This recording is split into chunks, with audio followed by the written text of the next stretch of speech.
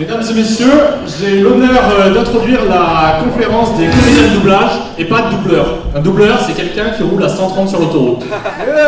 Donc j'ai l'honneur d'introduire monsieur Arnaud Laurent, Kélian Laurent, Pierre-Arnaud Berly, Jean-Louis Faure, Damien Boisseau, Sylvain Caruso, Benoît Allemagne. Et il me semblait qu'il y avait Messieurs Borg et Monsieur Poivet qui vont arriver. Et puis le cahier. Ils boivent l'apéro encore. Et puis le cahier. Oh, con. Donc au niveau de la conférence A, je crois qu'il y a Monsieur Patrick Borg qui arrive, Du bruit. suivi de Monsieur Patrick Poivet. Bonjour à tous. Monsieur Patrick Poivet.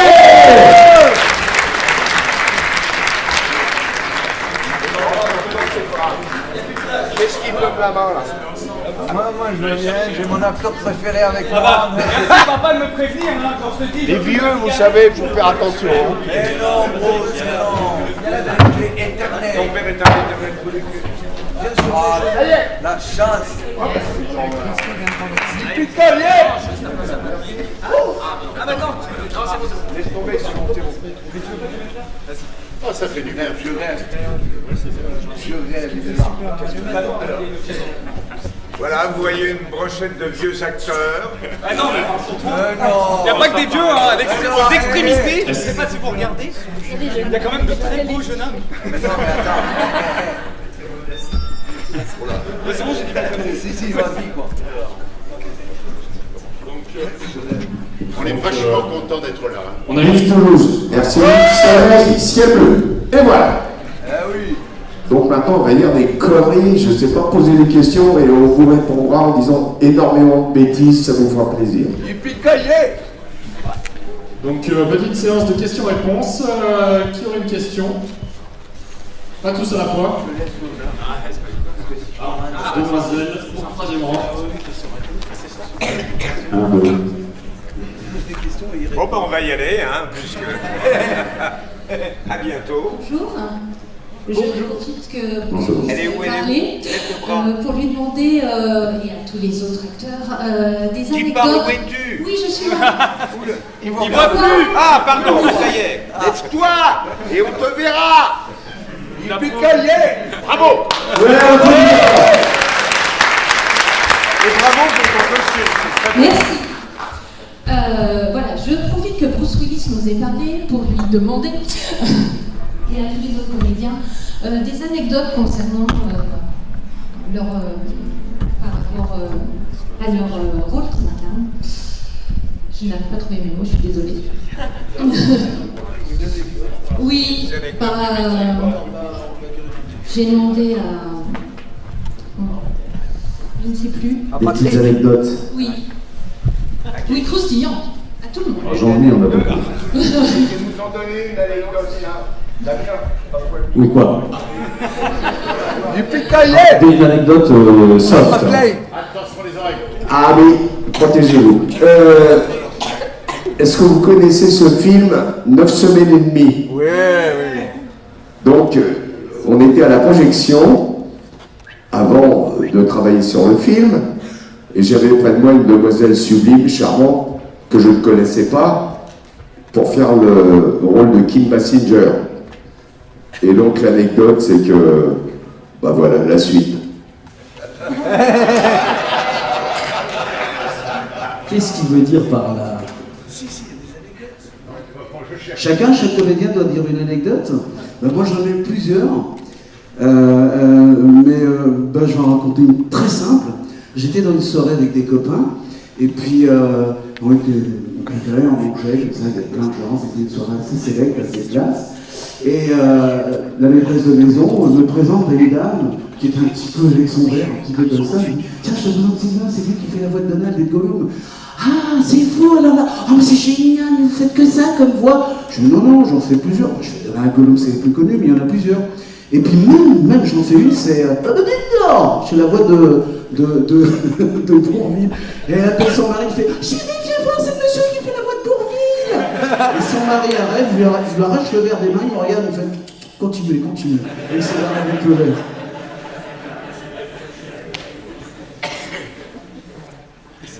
il est Dans marrant. les anecdotes, en général, c'est quand on rentre dans un studio, il y a une marche et on se casse la gueule. C'est la merde. Voilà, la seule que j'ai, elle est peut-être pas drôle, mais enfin, quoique, on ne sait jamais. Vous savez, quand on vous propose pour de doubler un personnage, vous passez une audition, hein, c'est normal. Et un jour, j'attendais pour passer une audition, et puis la personne qui devait me faire passer l'audition n'était pas là. Enfin, en tout cas, j'attendais, et puis je voyais toujours passer une dame devant moi, qui faisait des grands allers-retours, et qui disait « Où il est mon comédien? Où il est mon comédien ?» Et je me suis dit « c'est peut-être de moi dont elle parle. » Et je lui dis « Madame, c'est moi. Vous êtes qui? Benoît Alman. » « Mais vous n'êtes pas noir !» Ah, j'adore. On est plus chaud.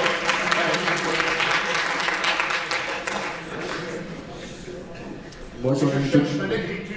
Ouais. Moi j'en ai une petite, mais ça concerne plutôt la publicité. Je crois que c'est un truc que peut-être que j'ai fait avec Patrick, avec Bruce. En fait, à l'époque, c'était Fido, vous vous rappelez de Fido? Ah oui, les chiens. Oui, les chiens, Fido, et on arrive au... C'était à Studio Line, pour ceux qui se souviennent. Oui. Et c'était il y a longtemps. Et le les fameux gens camion avaient pas avec tellement les chiens. l'habitude des dessins animés, spécialement dans la pub. Et c'est la première fois qu'on pixelisait la bouche d'un chien pour qu'il parle. Donc le client est là, c'est Monsieur Fido. Et il dit bon voilà, Piranha, il va falloir lui trouver une voix pour ce chien. Il avait une sorte de moustache et je commence à faire un truc du style oh, il y a qui est super content, c'est vraiment super, Fido, c'est très bien, enfin, etc. Et le client fait non, un chien ça parle pas comme ça. Et tout le monde, et je fais c'est marrant parce que quand je suis parti ce matin, j'en ai parlé à mon cheval, il m'a dit exactement la même chose. Et franchement, le mec fait oh pardon, oui c'est vrai. Il n'avait pas percuté. Elle est pas mal. Elle est pas mal, merci monsieur. Merci. On va essayer de se marrer. Malheureusement, il n'est pas là. C'est un garçon qui s'appelle Michel Elias, Oui. qui a un talent fou. Oui. Et alors, c'est l'homme qui invente des voix de façon surréaliste. Alors, par exemple, vous avez monsieur Jean-Jacques Debout, qui met en scène une comédie musicale, et dans le décor, il y a une Marguerite. Et Jean-Jacques Debout lui fait « Tiens, Michel, tu veux pas prendre la voix d'une Marguerite ?» Pardon ? Oui, j'ai deux phrases, c'est la Marguerite qui parle. Et l'autre, bing, il sort une voix de Marguerite. Il y a un peuplier, il fait « Tu veux pas prendre une voix de peuplier ? Tu peux pas vendre une fontaine, n'importe quoi et tout ?» Et le mec, boum, il te sort la voix qui correspond absolument. Et là, c'est génialissime. Fabuleux.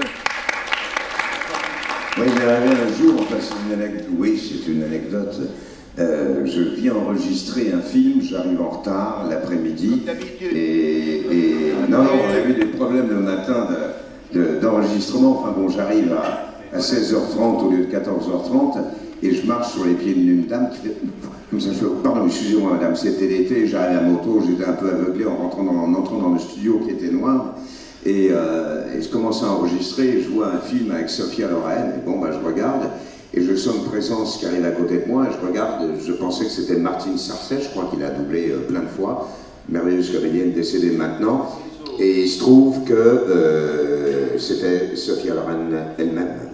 Oh. Et là, je regarde Double Tech et je fais « Pardon madame, donc les pieds que j'ai écrasés en entrant, c'était les vôtres ?» Et à cette grande star qui me répond « Oui monsieur, mais de façon si délicieuse. » J'ai dit « Je peux me permettre de vous embrasser ?» Elle m'a dit « Pour vous excuser, vous devez m'embrasser. » Voilà.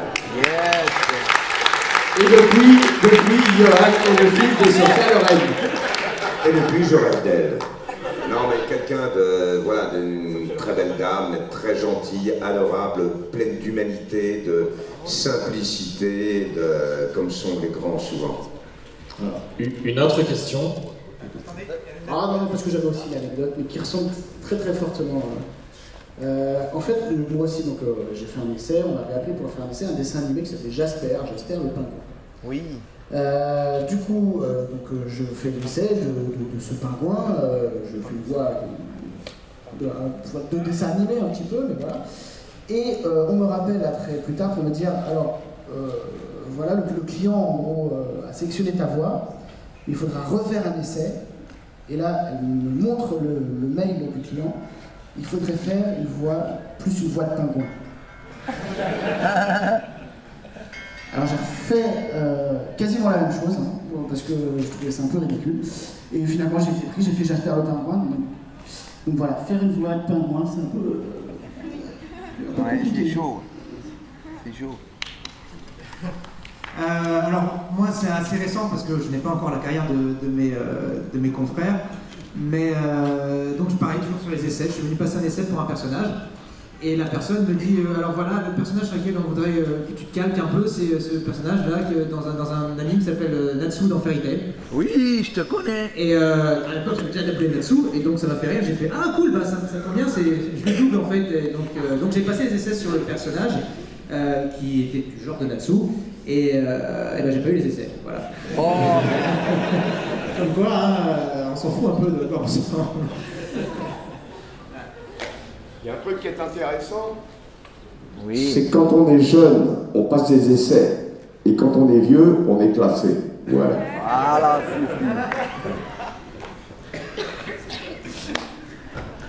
Bonjour. Moi j'avais une question pour Kélian. Je voulais savoir si vous aviez déjà eu la chance de rencontrer les membres du casting d'Harry Potter et si, comment ils étaient dans la vraie vie, s'ils sont abordables. Voilà. Alors oui, je les ai tous rencontrés. Dans le cadre des avant-premières en général. Et ils sont effectivement très sympas, abordables, mais c'était dans un cadre un peu particulier, avec les avant-premières, avec beaucoup de public. Donc, on a passé un peu de temps à discuter, voilà, pendant quelques heures, mais c'est tout. Mais c'était très sympathique, et ils sont très sympathiques. Les acteurs américains, il faut le savoir, en règle générale, sont des gens très abordables, qui aiment bien se marrer, qui ne se la pètent pas. Ça, c'est la différence qu'on peut trouver avec tout le monde. Tous les comédiens français ne sont pas comme ça. Mais il y a quand même une espèce de truc. Il y a des différences, par exemple, vous réussissez à la télévision, vous devenez ce qu'on appelle entre guillemets une star de la télévision, vous avez peu de chances d'aller vers le cinéma. En revanche, vous avez été une star du cinéma, la télévision vous fait un pont d'or pour vous avoir. Aux États-Unis, ça n'existe pas. Qu'on fasse un jour on fait du cinéma, le lendemain on peut tourner pour la télévision et jouer au théâtre. Il n'y a pas cette discrimination qu'il peut y avoir en France. En France, il y a un côté, malheureusement, un peu moins maintenant, mais c'est cloisonné. Pourquoi? Bah, quand c'est bon dans un truc, oui, mais pourquoi après c'est une question financière. C'est juste qu'en France ils prennent pas de risques et s'ils voient que t'es bon dans un truc, ils te laissent là-dedans et t'es catégorisé, quoi. Non, c'est surtout que c'est péjoratif pour des réals de cinéma de prendre un acteur qui aura réussi à la télévision, le micro. Ça fait pas cool. Ouais, non. Trop tard. Et pour une fois qu'il avait l'occasion de parler, En fait, quelquefois, quand on dit qu'est-ce que vous faites en ce moment, dit un réalisateur qui veut vous engager, ou une casting woman, on se demande pourquoi ce métier existe, enfin bon bref. À partir du moment où on dit je suis au théâtre, je dis oh là là, qu'est-ce qu'il va nous faire? Parce qu'il y a une différence de jeu devant une caméra, bien évidemment, et quand on est sur un plateau de théâtre. Et les réalisateurs, quelquefois, ont la trouille des comédiens de théâtre. Ils ont peur qu'on aille trop loin, qu'on déborde un peu. Mais quelquefois, on a intérêt à déborder, parce que le scénario et la mise en scène sont tellement nuls que si on n'arrivait pas... Ben oui, non mais c'est vrai.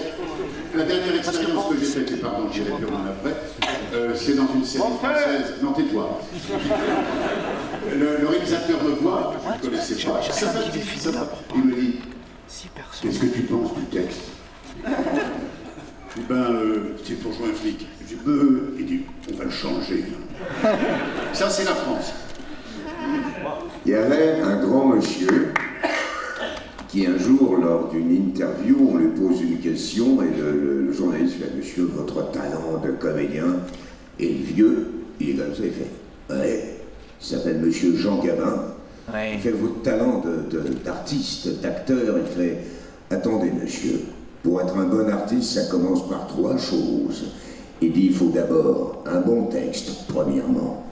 Deuxièmement, un bon texte. Et troisièmement, il faut un bon texte. Il avait tout dit. Il est le meilleur des comédiens du monde. Si tu n'as rien à défendre, comme dit Benoît, qui vient de vous le dire, si vous avez un texte de merde, tu ne pourras rien faire. Tu es d'accord, hein? Oh, il est d'accord. Arrête de prendre ton micro, quoi. Non, Patrick, je sais que toi tu as eu la chance de rencontrer Bruce Willis. Oui. Tu l'as même embrassé sur la bouche, c'était génial. Non, mais pour mes copains qui doutent des personnages réels, moi j'ai rencontré Donald, je vous assure que c'est quelque chose.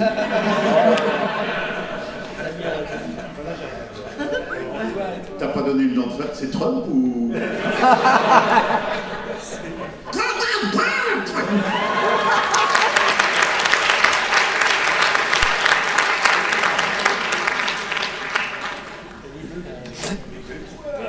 Tu peux Bonjour messieurs, bonjour tout le monde. Je dois dire que vraiment j'ai quelques questions à poser à tout le monde, mais en général, je voudrais dire que je suis très heureux parce que j'ai quelqu'un, vous êtes tous géniaux, mais j'ai quelqu'un, parce que vous êtes des acteurs français, vous représentez le cinéma français, mais moi j'ai quelqu'un ici ce soir, cet après-midi, que je voulais rencontrer depuis des années. Je suis son personnage, je connais quelques-unes de ses répliques par cœur. Moi, il y a un personnage que je me permets de... C'est une honte pour moi, mais je me permets de te tutoyer. Il y a un personnage que j'adore, c'est John McClane. Bruce Willis, Monsieur Patrick Poivet, tu es là, Patrick. Et moi, je voulais te demander, mais comment tu fais pour Non, c'est pas moi qui fais. comment tu fais pour te mettre dans la peau de John McClane?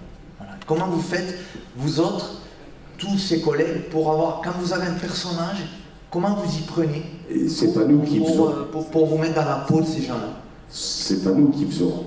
Ce sont les acteurs qui à l'écran qui font. Mais oui, alors, quand on, pardon, tu doubles? Et doubler, ça veut rien dire, c'est pour la lumière, le doublage. Ça s'appelle une doublure. Quand on fait nos métiers, ça s'appelle de la post-synchronisation. Oui, oui. Alors on essaie de redonner ce qu'il y a dans l'original au maximum. Et nous sommes au service d'auteurs, d'adaptateurs, qui ont un travail considérable dont on ne parle jamais, car ce sont des gens géniaux. C'est une partie d'échec, parce qu'on ne peut pas mettre « je t'aime » sur « I love you ». C'est simple. C'est clair. Si vous mettez « je t'aime » sur « I love you », c'est pas synchrone. Alors maintenant, il faut les clés du magasin pour savoir le faire. Et donc, ces adaptateurs dont nous sommes, comment dirais-je, on dépend d'eux, mais totalement.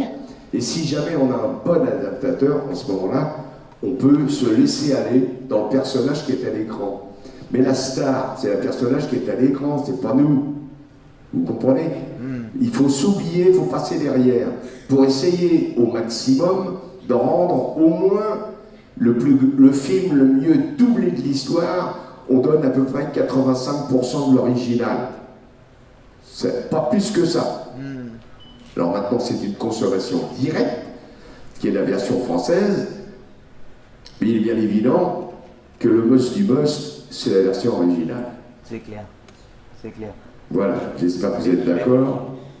Et ce qu'il faudrait, c'est les deux en même temps. Manque de peau, faut un casque, faut n'importe quoi, c'est n'importe quoi. Voilà. Ok? Bingo. Et après, c'est, comme dit Patrick, c'est une fois qu'on a ce contexte, c'est de coller, de retrouver l'humeur que le comédien a, puisque c'est lui qui a tourné et que nous, on est là, à essayer de réinterpréter avec un texte différent, avec une langue différente, une musicalité de langue différente, d'essayer de retrouver pour qu'on ait l'impression que c'est lui qui parle, quoi, tout simplement, c'est-à-dire inspirer en même temps que lui, les laisser suivre l'humeur de ce que le comédien a joué. D'accord. Mais ce que Patrick voulait dire,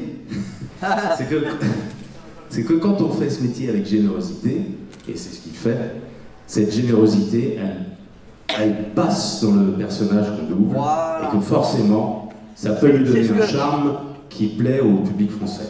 C'est ce que je voulais dire à notre ami Patrick, mais j'ai été trop modeste pour ne pas pouvoir le lui dire. Bonjour à tous et à tous. J'ai une question pour Patrick Borg. Ça fait combien de temps que tu doubles le personnage Son Goku dans Dragon Ball Z? Ah, oui. Tu es où là? Lève la main, je te vois pas. Ah, tu es là. Non, parce que comme tu filmais, j'ai pas vu que c'était toi, d'accord. Combien d'années que je le fais? Oui. Ben écoute, depuis qu'il est apparu, alors au début, il y a 33 ans, c'est Brigitte Lecordier, puisqu'il est enfant, et quand il est devenu adulte, ben écoute, ça doit faire 30 piges, je crois. Ce que je dis toujours, c'est amusant parce que j'ai commencé à doubler ce personnage, j'avais 30 ans. Et ben voilà, il va y avoir 62. C'est là où je comprends pas tout. Et ils vont y avoir 62 le 6 août prochain, donc voilà, c'est une aventure qui dure depuis 30 ans. Mais comme nous tous, hein, on a doublé parfois que ce soit un dessin animé ou un personnage de Burel, un comédien. On ne sait pas pour combien de temps on est parti pour l'aventure. Il y a des gens sur lesquels on nous a remplacés parce que tel major compagnie a préféré changer. Ça, tu ne sais pas pourquoi, ça ne nous appartient pas. Et après, quand tu fais un truc, savoir, enfin pour les mangas en particulier, en plus c'est le premier manga qui débarque. Eh oui. Donc on ne connaît pas ça, on regarde ça, c'était fait à la Sophie à l'époque. J'ai fait un petit peu, allez les mecs, faut y aller, on enregistre 6 épisodes dans la journée, donc on lisait pas, de toute façon, écouter le japonais, mais il n'y a pas un de nous qui parlait japonais, donc on ne risquait pas de s'inspirer du texte. Non, je suis désolé, ben oui, je sais, j'en déçois quelques-uns. Et voilà, mais jamais aucun de nous dans l'équipe aurait pu penser que 30 ans après, on continuerait, surtout qu'il y a eu quand même des années, je sais pas, pendant une dizaine d'années, on n'en a plus enregistré, et quand c'est revenu, on s'est marré avec les copains, on avait tous 55 balais, 56 balais, et tu fais, oh merde, c'est reparti. Et là, on ne sait pas pour combien de temps, tu vois, c'est reparti, puisque ça continue. J'ai appris, j'ai entendu dire, les fans sont souvent plus au courant que nous, mais ça, maintenant, je le sais de par la Toei, qui sont en train de tourner une nouvelle série au Japon, et on va faire, dès que ça va être prêt, voilà, quoi, donc c'est pour nous, voilà, on est les premiers étonnés. Mais c'est parce que déjà pour nous tous, c'est nous qui sommes de cette génération-là, on a grandi avec vous. Moi je suis de la génération de Bruce Willis. Souvent quand des fans me disent, mais on a grandi avec ta voix, ouais. Je vais vous raconter une anecdote. Mon premier doublage. Sur 30 ans, s'ils ont grandi en même temps, ils mesurent 3m40 les mecs. Moi je vais te dire. Mon premier doublage, quand il y a, je comprends quand ils disent, oh là là, Patrick, enfin avec nous tous, oh là, mais votre voix, j'entends ta voix depuis que je suis mon, t'as bercé mon enfance, ces trucs. Je dis ok, je dis moi la première fois que je démarre, j'enregistre à la SPS avec un monsieur qui s'appelait Jacques Thébault. Oui. J'ai 10 ans et il me donne la réplique et c'est à moi de commencer et moi je suis là comme ça. Je le regarde. Et très gentiment, il me dit, mais Patrick, c'est à vous là maintenant de me répondre. Je fais, monsieur, je vous écoutais. Pourquoi je l'écoutais? Parce que c'était la voix de Steve McQueen et qu'à l'époque, on n'avait qu'une chaîne à la télé et qu'il y avait une série qui s'appelait Au nom de la loi, et que je regardais ça et que pour moi, c'était la voix, une des voix qui avait bercé mon enfance. Donc, on a le même sentiment que vous. Hein, ah oui, c'est mais moi, voilà. Si je puis me permettre, il y a un côté affectif. On aime les personnages que l'on double automatiquement. Et que ce soit Patrick, que ce soit Damien, que ce soit enfin, tous les potes qui sont là et qui ont en charge, une charge mais souriante, hein, un même acteur à doubler. Il n'y a pas tellement longtemps, je voyais Morgan Freeman, quand on double, quelquefois l'écran est aussi grand que ça hein, dans un studio. Et je regardais son visage, et je voyais ses rides, je voyais ses petits tics nerveux, je voyais ses petites taches blanches et je me dis, oh la vache. Il vieillit, hein. Et en moi-même, il y a une petite voix qui m'a dit « Et toi, con ?» Voilà, on vieillit ensemble et il y a un lien affectif, même si on ne le traduit pas, même moi je ne l'ai jamais écrit et je ne l'ai jamais vu, mais c'est un personnage, un comédien, un être humain il est magnifique, que j'aime profondément et je ne l'ai jamais rencontré. Il faut savoir que Morgan Freeman est le représentant de tous les acteurs américains et actrices. Respect. C'est l'homme qui représente les acteurs au niveau des majeures compagnies aux États-Unis. C'est Morgan Freeman. Bravo, monsieur. Respect, monsieur Freeman.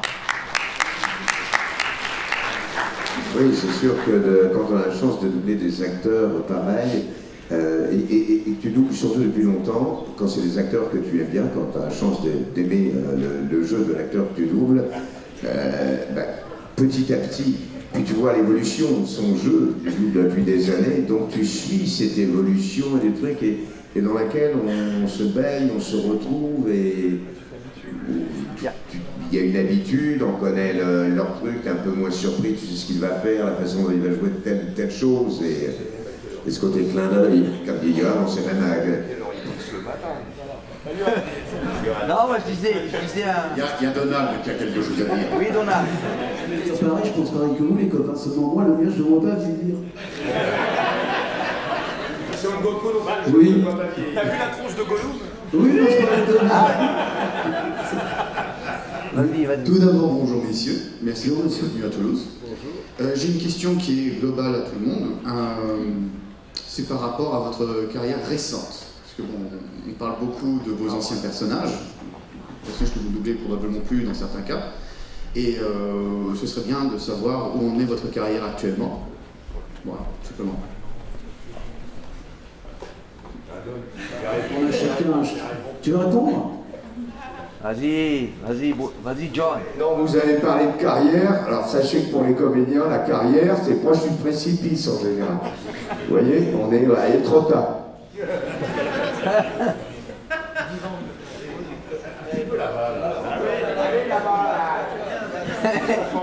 Non, il y a des séries actuellement à doubler, donc je ne sais pas. Oui, moi je double Jamie Lannister dans... Ah, c'est vous C'est meilleur que sa génération. Non, mais c'est vous qui... Et donc c'est reparti, il y en a qui attendent peut-être Game of Thrones. Non, sans déconner. Ah non, je n'ai rien à dire, si je disais quoi que ce soit, c'est foutu. Et c'est reparti alors. Jean-Louis n'a rien dit encore. Ah oui, Jean-Louis, il dit quelque chose. Jean-Louis. Il dort. Non, je dors. Joyeux Noël. Ça marche. Joyeux Noël. Colle. Non, je dors pas non plus, je vous écoute avec passion. Et vous parlez très bien, moi j'ai rien de spécial à ajouter, sinon effectivement, on a tous heureusement du travail, il y a beaucoup de séries avec les Amazon, Netflix et tous ces nouveaux supports qui sont arrivés. Il y a presque une avalanche de travail, je dirais. Donc il y a effectivement, on a la chance en plus de continuer à doubler des acteurs qu'on double depuis déjà quelques années, et donc qui continuent à travailler, donc on a heureusement du travail. Et il y a effectivement, surtout au niveau des séries, il y a des choses magnifiques, quoi. Et une pléthore de séries formidables, sur lesquelles on a la chance d'avoir des rôles, heureusement. Donc, en tout cas, je parle pour moi, mais je parle aussi pour mes camarades. Voilà. Il y a aussi il y a une partie du travail de la voix. Là, on parle beaucoup des doublages parce que vous avez des grands maîtres du doublage tout autour de nous. La plupart aussi, Pat, on en a fait souvent, Benoît aussi, on travaille beaucoup dans la pub aussi, donc en fait, même si ça paraît pour certains un tout petit peu plus touchy et un petit peu plus, comment dirais-je, ça fait partie du métier, donc voilà, on s'est tous retrouvés dans des exercices qui sont légèrement différents. En fait, il y a beaucoup d'exercices différents, ça part du doublage de dessin animé, du doublage de film. Ensuite, on a vraiment les jeux vidéo dont tous on fait partie. Il y a la radio, il y a les documentaires, il y a les publicités radio, les publicités télé. Je dis souvent, quand on fait parfois des masterclass, qu'il y a une grosse différence entre cette partie des doublages de films ou de dessins animés et la partie pub. La seule grosse différence quand on me demande, c'est que quand vous êtes dans la pub, vous avez un client. C'est ce que j'appelle... il y a aussi un client évidemment dans les films. Mais je dirais que c'est plutôt une partie show business, c'est-à-dire qu'on fait un film, on espère que ça va marcher, c'est donc du show business. Par contre, dans la publicité, les clients vous disent il y a intérêt que ça marche, c'est plutôt du business show, c'est autre chose. Donc ça veut dire que nous tous, pour répondre à votre question, on a tous des publicités qui tournent en ce moment sur les antennes, et voilà, et beaucoup de jeux vidéo. Il y a beaucoup de gens qui nous connaissent ici parce qu'on incarne parce que c'est une génération qui est devant nous, qui est une génération geek, et pour certains, levez la main les geeks. Voilà, donc je veux dire que quelque part on est en train de parler de télé. La télé c'est bien joli, mais ça commence à être un peu passé.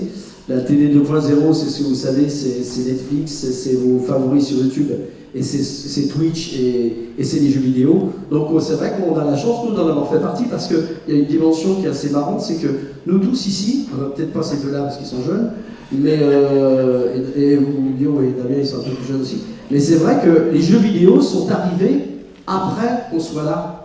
Et donc on nous a demandé de venir, et c'est vrai qu'on s'est retrouvés dans des énormes jeux pour certains, et voilà. Donc en fait, voilà, l'actualité, elle est aussi autant sur la publicité que sur les jeux vidéo, et voilà. Et vous êtes tous légionnaires, donnez.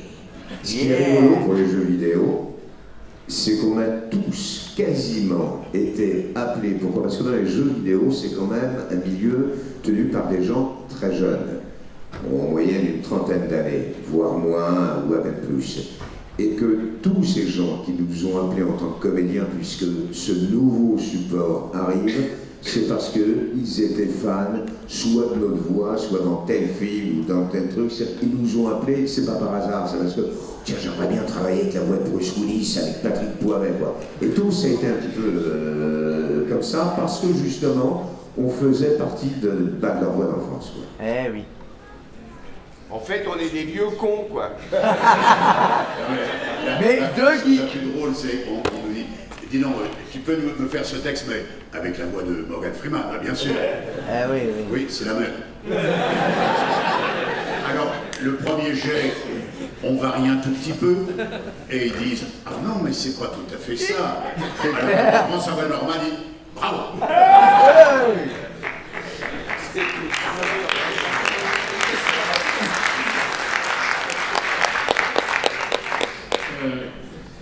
Bonjour à tous et merci d'être tous aussi nombreux et présents pour cette première édition. C'est super de vous avoir tous là en panel comme ça. Je voulais savoir si vous accepteriez de me répondre à cette question, enfin celle-là. Non. Dommage. Non, c'est parce que je voulais savoir parmi tout ce que vous avez interprété comme voix, et donc du coup là réunis sur cette scène on en a énormément entre les films, l'animation et les jeux vidéo, plus les publicités comme vous le disiez tout à l'heure. Quel est le personnage que vous avez le plus adoré interpréter, mais de répondre avec sa voix? Mais tu crois qu'on s'en souvient? Ça c'est à vous de jouer. Moi, souvent les fans qui me disent oh, j'ai entendu ta voix dans un truc, mais ça je dirais à tous. Et nous on s'en souvient. Mais je crois que en fait, en tant que comédien, on vous appelle pour faire du doublage évidemment, du doublage de film. Comme on disait tout à l'heure, on peut faire du théâtre, à côté on peut faire du cinéma, on peut faire de la production, on peut faire de la réalisation, pardon, on peut faire de la mise en scène, on peut faire tout ce qu'on est capable de faire, on essaye de le faire. Et c'est vrai que parmi nous, on a eu, je ne sais pas si c'est une chance, je ne sais pas, on double énormément de personnages en dessin animé, et puis on ne sait pas pourquoi un jour, boum, il y a un personnage qui va nous coller à la peau. Voilà, donc parce qu'on correspond, et puis on se fait connaître sous... Mais on a plein de personnages à côté, tout le monde en fait plein. Alors il y a des voix comme Benoît qui passent pas inaperçus. Moi personnellement, c'est vrai, je fais plein à côté, mais c'est vrai que j'ai eu cette chance d'avoir deux personnages connus. Donc s'il va falloir que je me répète comme ça, je peux. Ah, le précieux. C'est moi le précieux. Mais à côté, bon, bah, je peux faire d'autres voix aussi, mais ça serait une voix normale, nulle, enfin nulle, pardonnez-moi, je veux dire neutre, pardon, voilà, c'est le mot que je cherchais, sans plus. C'est vrai qu'on a des voix qui sont bien particulières aux personnages que nous. C'est vrai que le métier de comédien, c'est de changer en permanence de personnalité en fonction des personnages qu'on a à jouer. Si on est là pour ne jouer que soi en permanence, ça n'a aucun intérêt. Voilà.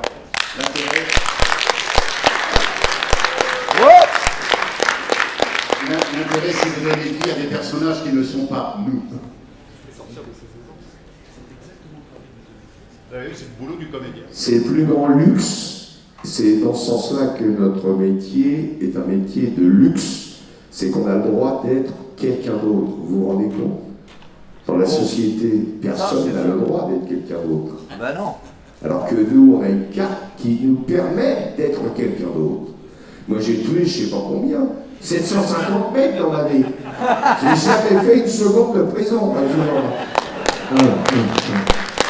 Non mais c'est vrai, pour répondre à ta question, Moi, personnellement, le truc qui me faisait le plus rire, c'est que je vais parler un peu d'un truc dont on ne parle pas habituellement, c'est de finance. La chose qui m'a rapporté le plus dans ma vie financièrement, c'est un truc où je parle pas où je parle pas du tout. C'est-à-dire que quand je l'ai fait, je pensais que Benoît ou je sais pas qui, les trésors de Kellogg's, pour ceux qui le savent, il n'y a pas un seul mot. Ce genre de conneries, c'est retrouvé pendant 20, 25 ou 30 pubs. Donc c'est assez marrant, comme tu dis, on te dit un jour il faut que tu fasses un truc, c'est faut faire parler une céréale qui va vous faire brownie. Et tu fais ouais, c'est marrant ça me rappelle Philo quand même. Et donc voilà, ça vient de. Voilà.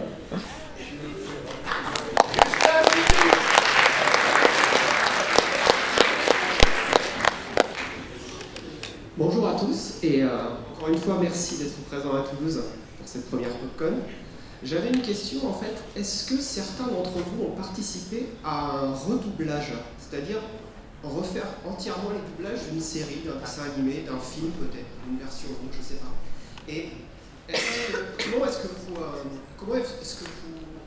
vous mettez dans cette position? Est-ce que c'est le moment de refaire quelque chose? Mets bien le micro devant ta bouche, sinon on t'entend parler.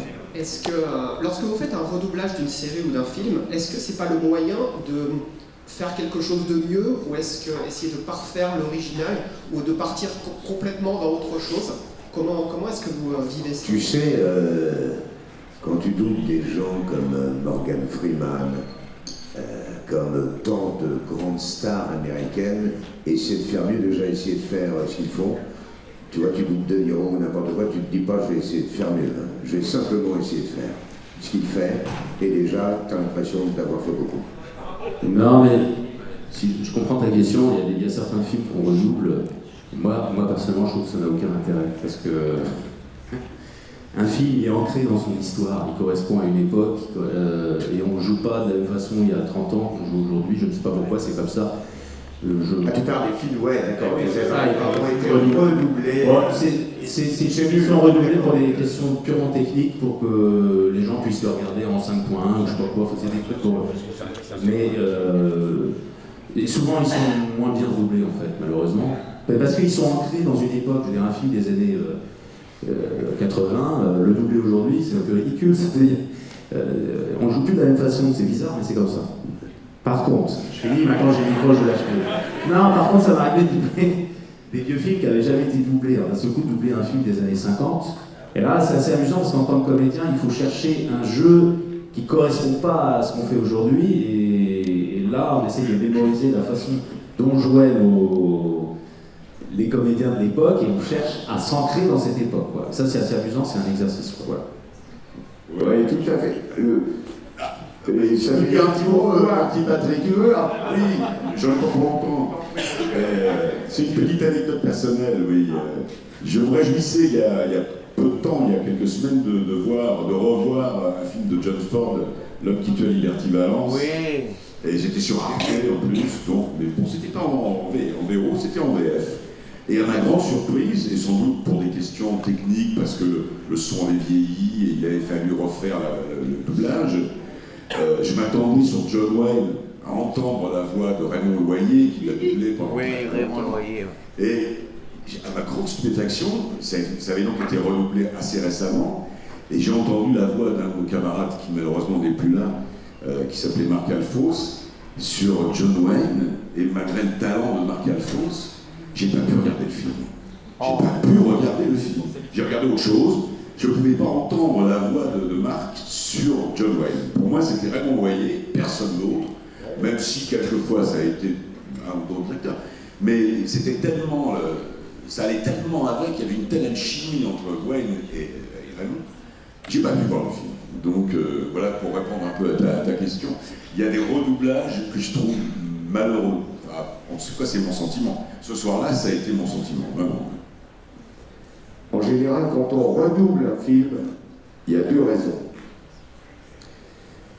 Ou la version exploitée est naze, parce que c'est de la magnétique et de l'image, ou alors quand on redouble un film, c'est pour du fric, des droits, c'est rien d'autre. Quand vous êtes propriétaire de l'original, de la copie déjà de l'original, parce que quand même l'original c'est le film, et que vous avez fait le doublage il y a 35 ans, comme ils ne veulent pas payer les droits, et ben à ce moment-là, ils redoublent le film, ça coûte moins cher. Et voilà. Oui, il y a aussi ça aussi, mais je suis complètement d'accord avec ce que dit Jean-Louis. T'as tellement. C'est une question que tu es habitué à une voix. C'est comme si tu voyais quelqu'un de ta famille, ton oncle, que tu connais, même si tu le vois 2 fois par an. Vous imaginez et un matin, tu le rencontres, il a la voix de quelqu'un d'autre. C'est juste pas possible. C'est pas possible. Si, j'ai essayé de doubler Bruce Willis discrètement. Mais d'ailleurs, ça n'a plu à personne. Un film, c'était Robin des Bois. Il y a eu 2 versions. Non, avec de Kevin Costner. Morgan Freeman a été doublé par Medondo. Et moi je doublais, c'était pas frère Louis, petit Louis, je sais plus, enfin le compagnon qui se bagarrait tout le temps avec Robin des Bois. Et quand on a basculé en numérique, je suis passé à Morgan Freeman, et quand on a redoublé le film, j'avais envie de parler dès que je voyais. Et tout d'un coup, ça faisait tout drôle, voilà. Mais Patrick, et toi, t'as eu ce truc pour. Patrick, t'as eu ça pour le 5e élément. Oui. T'as eu ça pour le 5e élément. Le 5e élément. C'est le seul film que j'ai pas fait, c'est normal, il est français. Alors, vous voulez l'histoire du 5e élément? J'ai encore M. Luc Besson parce qu'il doit toujours de l'argent. Et comme c'est un monsieur qui est plein de son fric, il a cru que j'allais la sauver pour faire le film. Pourquoi Benoît Hamon ne nous aime pas? Il a posé la question à la con et je vais répondre. Ça va être clair. Je ne crains pas M. Luc Besson et je l'emmerde. C'est lui qui me doit les thunes et c'est pas l'inverse. Et comme ce monsieur a des oursins dans les fouilles, il ne veut pas payer. Donc, il a fait courir le bruit que je demandais à Max Deblé. Il a fait faire la chose par un ami, en plus, un de mes meilleurs amis qui s'appelle Bernard Métro et qui est exceptionnel. Il est formidable. Et on a demandé à Bernard Métro, qui est un de mes meilleurs amis, de m'imiter. Donc il m'appelait le soir pour me dire comment tu ferais. Voilà, c'est bon.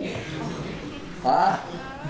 Oui, c'est nul, mais c'est des désirs comme ça d'un mec. Mais tu peux avoir ça avec une majeure compagnie, tu doubles le truc, et tu vas avoir une autre majeure compagnie qui va faire moi j'aimerais bien changer la voix. Ah, ça c'est autre chose. Comme Goku, il peut changer. S'ils ont décidé de changer, ils du jour au lendemain, tu sais, personne n'était remplaçable. Nous sommes ce que l'on appelle des intermittents du spectacle. Si demain matin, tous, chacun de nous, il décide, autant qu'on est, de nous remplacer parce que, tiens, je préfère ce comédien truc, on ne peut rien y faire. On n'est pas lié par contrat. Il y en a eu un seul qui a eu ça, c'était M. Michel Roux, qui, lorsqu'il doublait Milcam Morveau, Tony Curtis a dit un jour, en France, je veux que ce soit lui et personne d'autre. Ah ben là, il y a plus une majeure compagnie parce que le comédien, Tony Curtis a dit, je veux que ce soit lui et personne d'autre. Bah, il était tranquille. Super, merci à vous. Dernière question et après on doit conclure parce qu'il y a beaucoup de choses. On va se coucher après. On va se coucher, ouais, et on va boire aussi. Allez boire un coup parce qu'il fait soif, hein. Bonjour. Justement, vous parliez du jeu vidéo à un moment donné, et justement vous l'avez vu arriver, ce jeu vidéo dans... Ah oui, j'ai arrêté 2-3 trucs, tu sais, j'ai commencé, j'avais 10 ans en 67, donc j'avais vu 2-3 trucs dans ma vie, et donc le jeu vidéo, parce que c'est très récent le jeu vidéo. Le jeu vidéo est apparu grâce à une technologie qui est apparue... C'était Albert. Non, mais le jeu vidéo, les doublages de... Ah oui, les doublages. Le jeu vidéo, tout ça est très récent, c'est arrivé avant-hier pour nous. Pour les vieilles choses que nous sommes. Oh, pas tant de vieux, s'il vous plaît. Mais voilà, c'est arrivé, et je t'ai dit, on nous a appelés parce que le frère comédien, un coup on va t'appeler pour faire une pub, un coup ça fait une radio, un coup il y a un documentaire, un coup...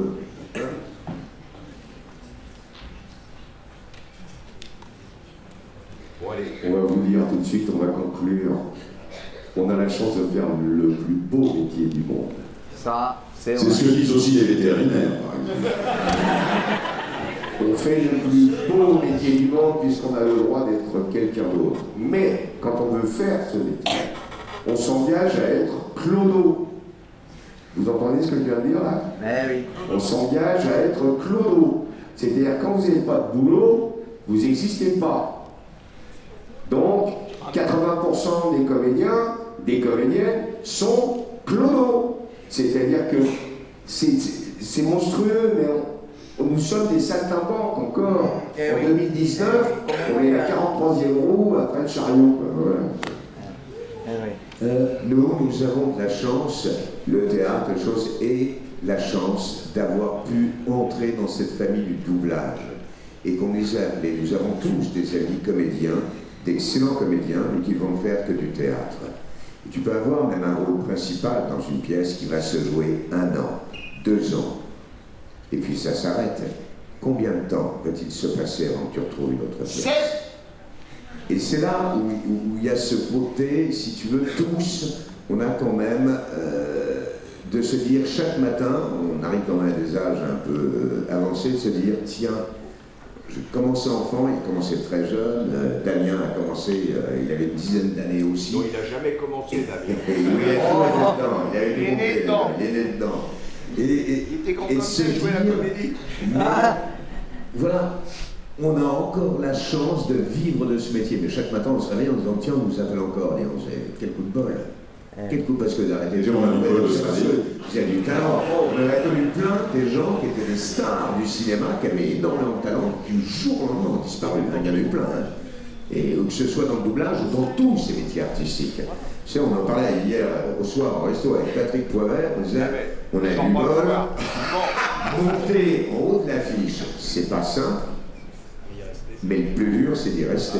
C'est pas faux. Vas-y, Pat, après. Madame Laurine Bacall, qui tournait avec Robert De Niro et Al Pacino. Il faut savoir que Laurine Bacall était la femme de Fred Bogart. Oui. C'était un petit jeune qui démarrait dans le cinéma. Voilà, une immense star qui tourne avec 2 jeunes comédiens qui sortent de l'acteur studio, qui s'appellent donc De Niro et Pacino. Et elle est en train de se faire maquiller en même temps qu'eux dans la loge. Et elle leur dit, messieurs, vous avez un talent fou, vous êtes géniaux, n'ayez crainte, vous allez monter les marches de la gloire, mais faites très attention. La descente est encore plus rapide. Et c'est monsieur De Niro qui cite madame Laurine Bacall perpétuellement. Monter, c'est facile, descendre, c'est beaucoup plus rapide. Voilà, merci. Donc on m'a dit que c'est la fin, c'est ça. Voilà, donc on va, même si je prends la parole les enfants, parce que je suis le seul qui va dire ici, dans la salle, par rapport à ce qu'a dit Pat et oui, il fait la manche auprès de vous. Voilà, alors, parce que je veux dire, une chose, si vous avez des tickets restaurants ou une chambre qui prennent, là, il y en a qui ont des enfants ici, vous pouvez accueillir toute la semaine pour le groupe du dossier de Saint-Tropez. On n'appelle pas monsieur John McClane. Chambre avec piscine. Voilà. Et chacun pourra raconter. Et l'autre il vit à la boule là, attendez. Donc on vous remercie et voilà, c'est ça, c'est la conclusion. Merci à tous les enfants. Merci à vous d'être venus.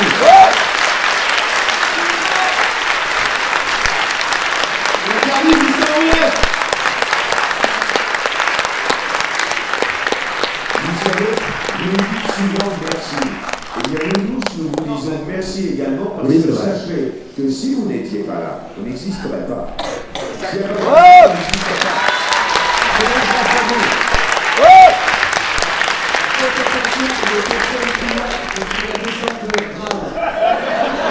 C'est